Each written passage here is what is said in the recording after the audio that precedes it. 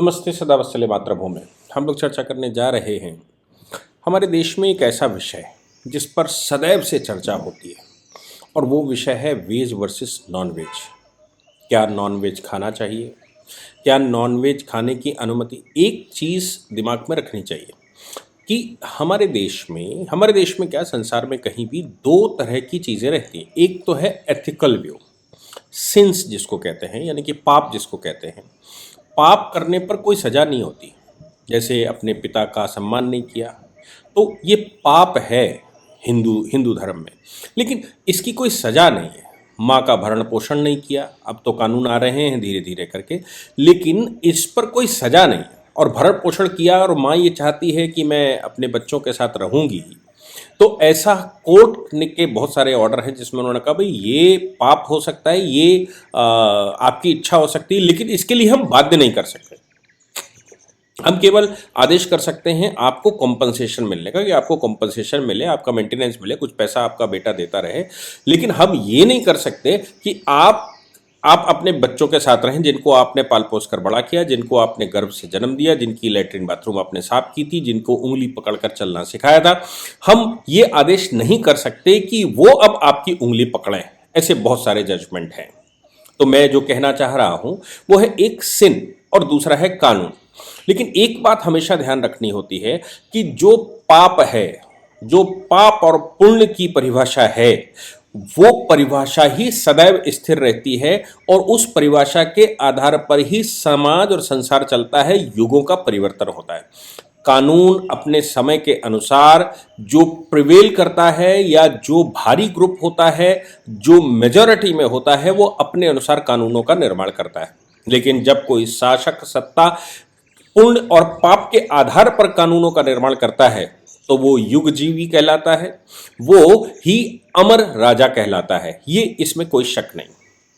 अब दो तरह की फिलॉसफियां हमेशा से रही हैं। कोई ऐसा अभी हो रहा है, ऐसा नहीं है। सुप्रीम कोर्ट में जो पिटीशन आई नॉन वेज को लेकर और ये कहा गया कि भाई नॉन वेज का ऑल्टरनेट माध्यम हमारे पास उपस्थित है और एक बड़ी रिसर्च प्रस्तुत की गई, तो क्यों ना यहाँ पर ये जानवरों को मारना बंद कर दें। काउ स्लॉटर एक्ट में या एनिमल स्लॉटर एक्ट में ऐसे प्रावधान कर दिए जाएं कि भाई जानवर मारा ही नहीं जाएगा। मैं वो पूरी बात जो सुप्रीम कोर्ट में हुई उसकी चर्चा करूं उससे पहले, हर युग में दो तरह के प्राणियों की चर्चा हुई है, देवता और दानव। कभी उनको देवता और राक्षस कहा गया, कभी देवता दानव कहा गया, कभी उनको इंसान और मलेच्छ कहा गया।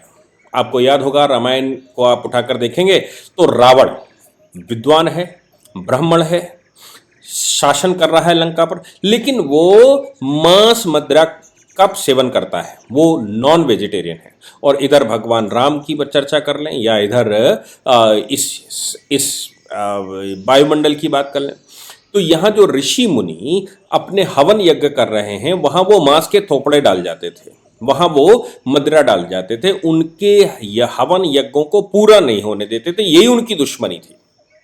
तो आपको याद होगा, भगवान जब छोटे थे तो छोटे पर ही बहुत सारे राक्षस परेशान कर रहे थे ऋषियों को, तो ऋषि उनको मांग कर ले गए थे और मांग कर ले जाने के बाद उनसे राक्षसों का वध करवाया था। क्या वो राक्षस करते थे? वो राक्षस हवा के मार्ग से आते थे, वायु मार्ग से, और जो ऋषि मुनि वहाँ शोध कर रहे होते थे या जो वहाँ वो पूजा पाठ कर रहे होते थे, हवन यज्ञ कर रहे होते, तो उसमें आकर मांस के टुकड़े डाल जाते थे, उस पर पानी डाल जाते थे, उसको बंद कर जाते थे।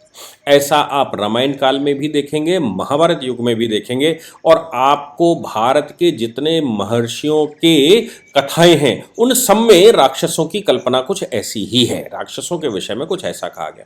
राक्षस वो जो जो है तो अपने लिए, राक्षसों के लिए राक्षस है, राक्षसों के लिए भाई है, तो है अपने लिए, लेकिन मानवता का विरोधी है और वो अपनी अहम को पूर्ण करने के लिए लोगों को नष्ट करता है। वो मदिरापान करता है, वो स्त्रियों का क्षरण करता है और वो पर स्त्रीगामी होता है, वो दूसरे के क्षेत्र में अतिक्रमण करता है और वो नॉन वेज का खाता है। यही एक परिभाषा। और जो लोग इधर दूसरे प्रकृति के हैं, जो नारी का सम्मान करते हैं, जो विश्व का कल्याण मानते हैं, जो विश्व के अपने कल्याण के साथ विश्व के कल्याण की कामना करते हैं, और जो वेजिटेरियन है, हिंसा पर विश्वास नहीं करते, वो दूसरा ग्रुप कहलाया। आज भी वैसा ही है कुछ। तो ये कोई ऐसा नहीं है कि वो आज शुरू हो गया हो या आज हम इस पर बहस कर रहे हो, ये युगों से बहस होती आई है। इस बहस के बीच में अगर ये कहा जाए कि पारिस्थितिकी विज्ञान यानी कि जो इकोसिस्टम है, इकोसिस्टम में इनका वध करना ठीक नहीं है, मतलब वैज्ञानिक रूप से भी ठीक नहीं है। क्यों? क्योंकि एक जानवर दूसरे जानवर की इकोसिस्टम को बैलेंस करता है। मैं कहूँ चूहे बहुत हो गए हैं, तो अगर आप सांप मार देंगे तो चूहों को कौन खत्म करेगा? मगरमच्छ है, शेर है, बाकी के जानवर हैं। तो हमने विज्ञान में, आज की विज्ञान में भी उसको हर्बीवोरस और कार्बीवोरस कहा है। हर्बीवोरस, कार्बीवोरस। हर्बीवोरस, उसके ईश्वर ने दांत वैसे दिए हैं जैसे हम लोगों के दांत हैं। हार्बीवोरस हैं हम, फल फूल खाने वाले लोग हैं।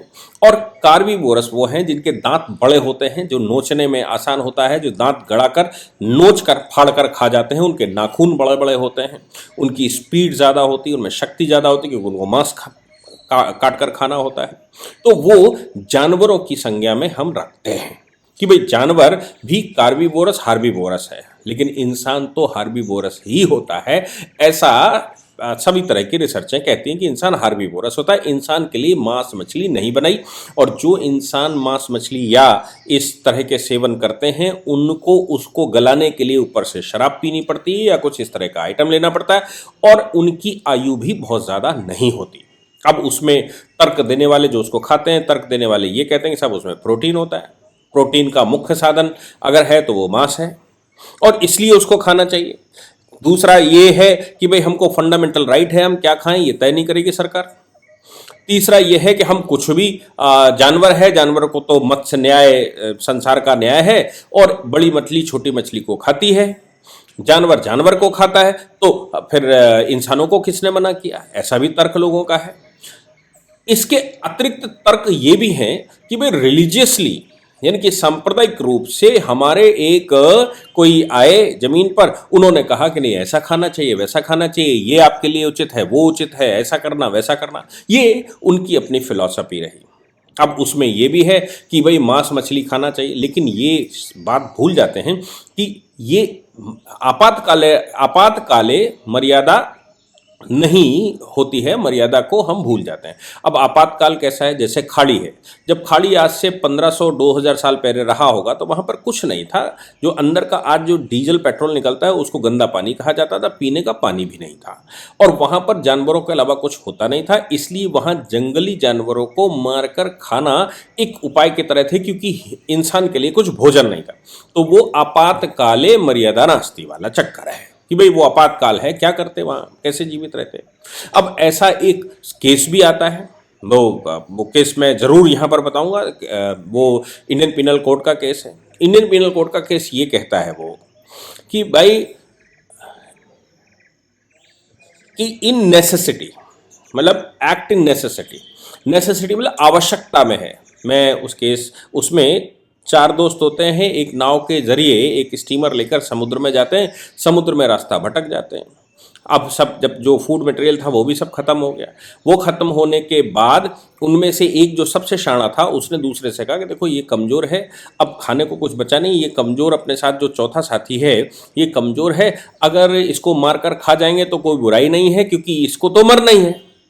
तो वो मना कर देता है। तो वो दूसरे साथी से कहता है कि देखो भाई ये सबसे कमज़ोर है, इसको मरना है, ये तड़प रहा है तो मर ही जाएगा, मरने के बाद हम लोग खा नहीं सकते, इसलिए जिंदा इसको काट कर खाया जा सकता है, तो कुछ दिन हमको मांस मिल जाएगा। दूसरा वाला एग्री हो जाता है, वो पहले वाले को भी एग्री कर लेता है। अब ये तीनों मिलकर चौथे वाले को मार कर खा जाते हैं, जिंदा उसको मार देते हैं, मार के खा जाते हैं। कई दिनों तक उसका मांस चलता है, उस मांस से ये तीनों जीवित रहते हैं। तब तक रेस्क्यू मिल जाता है। कोर्ट में केस फाइल हुआ और कोर्ट में ये सवाल हुआ कि जब जो चौथा साथी आपके साथ गया था वो कहाँ गया? तो इन्होंने सहजता से स्वीकार किया और कहा कि उसको मारकर खा गए। अब ये कहते हैं इन नेसेसिटी, यानी कि आपातकाले मर्यादा नास्ति। तो आपातकाले मर्यादाएं सब खत्म हो जाती हैं, कानून खत्म हो जाता है। वैसे तो इंसान इंसान को नहीं मार सकता, लेकिन इन केस ऑफ नेसेसिटी, जब बहुत आवश्यक हो, हम खुद ही मर रहे थे तो क्या करते? ये बिल्कुल वैसे ही जो तर्क देने वाले लोग ये कहते हैं कि हम मर रहे थे, जानवर को मारकर खा गए, तो हम क्या करते? अब साइंस में तो एनिमल होम्योसेपियंसिस इंसान को भी कहते हैं, वो भी जानवर ही है। तो वो खा गए और उन्होंने कहा कि साहब होमो सेपियंस ही तो है, जानवर ही तो है, इंसान भी जानवर ही है, हमने अगर उसको मारकर खा गए, हम उसकी वजह से 3 लोग जीवित रहे, तो एक को मरने पर अगर 3 जीवित हैं तो इसमें क्या बुराई है। कोर्ट में जब आर्गुमेंट्स हुए तो कोर्ट ने ये कहा कि तुम में से कोई दूसरा क्यों नहीं मर गया, जो सबसे बलिष्ठ था, जो सबसे तगड़ा था, वो अगर मर जाता, वो कहता कि साहब हमको मारकर खा जाओ और हमारे मांस से तुम लोगों को ज्यादा समय लगेगा। वो दुबले पतले को मारकर खाया तो वो थोड़ा कम समय चला हुआ, तुम जो मोटे वाले को मारते तो कोर्ट थोड़ा ज्यादा समय तक चलता। जैसा कि भारत में तमाम ऋषि मुनि और राजाओं की परंपराओं में रहा है, राजा महाराजा दिलीप की जब हम बात करते हैं, भगवान राम के पूर्वज, तो एक गाय को बचाने के लिए शेर के सामने वो स्वयं प्रस्तुत हो जाते हैं और कहते हैं कि इस गाय को मत मारो, इस गाय को मत खाओ, क्योंकि शेर कहता है ये मेरा अधिकार है और इस अधिकार को आप कैसे मना कर सकते हैं, इसलिए आप हट जाइए, ये मेरा अधिकार है, प्रकृति ने मुझे कार्बीबोरस बनाया, यानी कि प्रकृति ने मुझे ये दिया है, मैं इसको खा जाऊंगा। महाराजा दिलीप ये कहते हैं कि मेरे रहते हुए मैं इंसाफ नहीं होने दूंगा, इसलिए तुम्हारी भूख ही तो मिटनी है, तो क्यों न तुम मुझे खा जाओ। और अपने एक एक करके सारे के सारे अंग शेर को उन्होंने दान कर दिए। और शेर जब खाने के लिए आया और जब उन्होंने अंगों को प्रस्तुत किया तो वो भगवान ईश्वरी कृत्य थे। भगवान ने दर्शन दिए और उन्होंने कहा कि तुम्हारे जैसा गौभक्त नहीं हो सकता। मैं कहना सिर्फ इसमें ये चाह रहा था कि भारत में हरिश्चंद्र अगर कोई हैं, भारत में ऋषि मुनियों दधीचियों की बात करेंगे तो उन्होंने अपने आप को प्रस्तुत किया है कि समाज के कल्याण के लिए क्यों न मैं चला जाऊं। लेकिन यहां पर केस कैसा है, ये उसमें यह है कि 3 को जीवित रहने के लिए चौथे को मारकर खा गए, इसलिए यहां पर माननीय न्यायालय ने यह कहा कि ये हत्या है, ये आर्गुमेंट दिया ही नहीं जा सकता कि 3 जीवित रहने के लिए चौथे को मारकर खा गए। ये बड़ा सुप्रसिद्ध केस है, पूरे वर्ल्ड में ये लागू होता है। वैसे ही जब ईश्वर ने सबको पैदा किया और एक की भूख मिटानी है, तो फिर भूख मिटाने के लिए क्या अपना बलिदान किया जा सकता है? सवाल यह है कि किसी और को मारकर खाना मत्स्य न्याय समझाते हैं। तो ऐसे तमाम तरह के आर्गूमेंट रहते हैं। ऑनरेबल कोर्ट में भी इस केस में इसी प्रकार का आर्गूमेंट आया। एक LLB जस्ट कंप्लीट किए हुए बच्चे ने अपना रिसर्च प्रस्तुत किया और कहा साहब कि ये जो लेबोरेटरी मेड मीट है, क्यों ना उसको प्रिस्क्राइब कर दिया है, लोगों को मीट ही खाना है तो लेबोरेटरी मेड खाएं, क्यों जानवरों को काटना। और ऐसे संशोधन कर देने चाहिए कि एनिमल स्लॉटर एक्ट में वो कोई जानवर न मारा जाए, परिस्थिति भी बैलेंस रहेगी। क्योंकि इकोसिस्टम तो ऐसा ही है कि वो प्रकृति ने बनाया है, कौन किसको खाएगा, कौन किसको कैसे रहेगा। तो फिर कोर्ट ने बड़ा अप्रिशिएट किया उस समय, ऑनरेबल जस्टिस जोसेफ और ऑनरेबल जस्टिस नागरत्ना, इन्होंने बड़ा पिछली तारीख पे अप्रिशिएट किया था, भाई तुमने अच्छी रिसर्च की है, इस पर अल्टरनेटली हमको सोचना चाहिए। और न्यूट्रिशन की बात आती है तो न्यूट्रिशन तो केवल एनिमल्स में मिलता है। ये ऑनरेबल जस्टिस जोसेफ के स्टेटमेंट थे। उन्होंने कहा कि भाई अगर अपने को न्यूट्रिशन चाहिए तो वो तो जानवरों में पाए जाते हैं। जानवरों से ईजी प्रोटीन मिलता है जो बॉडी के लिए अति आवश्यक होता है। तो प्रोटीन, कार्बोहाइड्रेट, फैट इनकी बात करते हैं, वो जानवरों में आसानी से मिलता है। इसलिए इंसान के लिए सबसे आसान रास्ता प्रोटीन पूरा करने का है जानवर को खा जाना। अब इस बच्चे ने कोर्ट के सामने कहा कि साहब यही काम लेबोरेटरी मेड उसमें भी हो सकता है, मीट में भी हो सकता है। लेबोरेटरी में मीट तैयार किया जाता है, उस मीट में वो सारे न्यूट्रिशन जो आप कह रहे हो, वो सारे न्यूट्रिशन प्रैक्टिकली डाले जा सकते हैं। उतना ही टेम्परेचर मेंटेन होता है, उतना सब कुछ मेंटेन होता है और उसकी ग्रोथ भी आसानी से हो जाती है, उसका पूरा प्रोसेस होता है, वो सेफ भी है। तो जब अगर केवल ये बात है कि लोगों का पेट भरे और ये बात है कि लोगों के पेट भरने के लिए ऐसा है, तो फिर क्यों ना आप लेबोरेटरी मीट प्रेफर कर दीजिए और इधर जानवरों की हत्या बैन कर दीजिए। कोर्ट ने आज जब इस पिटीशन पर आगे सुनवाई की और उसको डिसमिस कर दिया, उस प्याल को डिसमिस किया। डिसमिस क्या कहते हुए किया कि भाई इतने सारे इंसान जो मीट खाते हैं उनको रोका नहीं जा सकता। उस दिन अभी कुछ दिन पहले ही बड़ा अप्रिशिएट किया था, जैसे ही वो रिसर्च सामने लाई गई थी तो बड़ा अप्रिशिएट किया गया था, लेकिन आज उसको खारिज ये आधार पर कर दिया कि भारतवर्ष के अंदर लोगों का खाना पाना फंडामेंटल राइट है, वो क्या खाएं क्या पिएं। और जो बड़ी महत्वपूर्ण बात है आपको याद होगा, और अभी जस्टिस जोसेफ की ही 5 जजों की बेंच ने अभी ये कहा था कि चीफ इलेक्शन कमीशन या इलेक्शन कमीशन के अपॉइंटमेंट में एक 3 सदस्यीय कमेटी होनी चाहिए जिसमें चीफ जस्टिस भी शामिल होने चाहिए, और लेजिस्लेशन ने उसको नहीं बनाया या वो उस पर नहीं है या जो वो है ये है वो सब हम बदल लेंगे। ऐसे आपको याद होगा कि एनजेएसी में भी, यानी कि जुडिशियल अपॉइंटमेंट के मामले में भी सुप्रीम कोर्ट ने ले लिया। लेकिन आज ऑनरेबल जस्टिस जोसेफ ने जो कहा, उन्होंने कहा भाई लेजिस्लेटिव इंस्टीट्यूट बना हुआ है, उस इंस्टीट्यूट में जो स्लॉटर एक्ट है, स्लॉटर प्रिवेंशन एक्ट है, उसमें ये प्रावधान है कि फूड पर्पस से मीट का इस्तेमाल किया जा सकता है। तो मैं तो लेजिस्लेशन नहीं हूं, इसलिए मैं कानून नहीं बदल सकता। अभी पीछे एनजेएसी के मामले में सारे राइट कोर्ट के पास थे। इससे पहले जो अपॉइंटमेंट कमीशन है उसका जो कोर्ट को राइट नहीं है, यानी कि आपको कानून बनाने का अधिकार नहीं, उस पर कानून बना दिया गया और बनाकर 3 सदस्यीय अपॉइंटमेंट कमीशन बिठा दिया गया। उसमें चीफ जस्टिस बीच में जबरदस्ती घुसेड़ दिए गए, और अपॉइंटमेंट जो जुडिशियल अपॉइंटमेंट कमीशन है या जो जिसको कोलिजियम कहते हैं, कोलिजियम में चीफ प्राइम मिनिस्टर को नहीं बैठने देंगे, कोलिजियम में लॉ मिनिस्टर को भी नहीं बैठने देंगे। ये कानून है।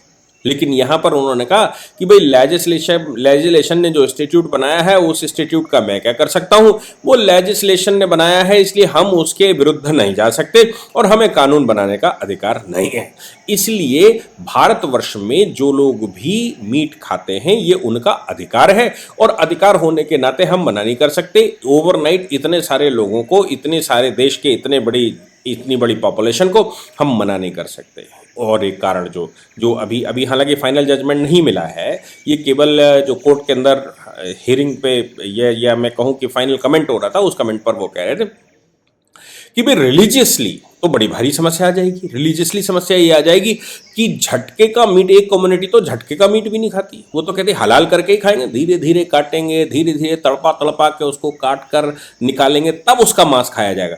तो वो ये फीटस मीट को कैसे रिकॉग्नाइज कर सकते हैं, उस पर तो विरोध हो जाएगा। क्योंकि अगर फिटस मीट या जिसको लेबोरेटरी मीट कहा जा रहा है, वो लेबोरेटरी में जो बनाया हुआ मीट, अगर केवल फूड की समस्या होती, केवल न्यूट्रिशन की समस्या होती, केवल प्रोटीन, कार्बोहाइड्रेट और फैट की समस्या होती, तो फिर ऐसे में लेबोरेटरी मीट बनाया जा सकता था, उतना ही आपको भोजन मिलता, वैसा ही आपको स्वाद मिलता, सारे न्यूट्रिशंस वैसे ही आपके होते, तो आप उसको खा लीजिए।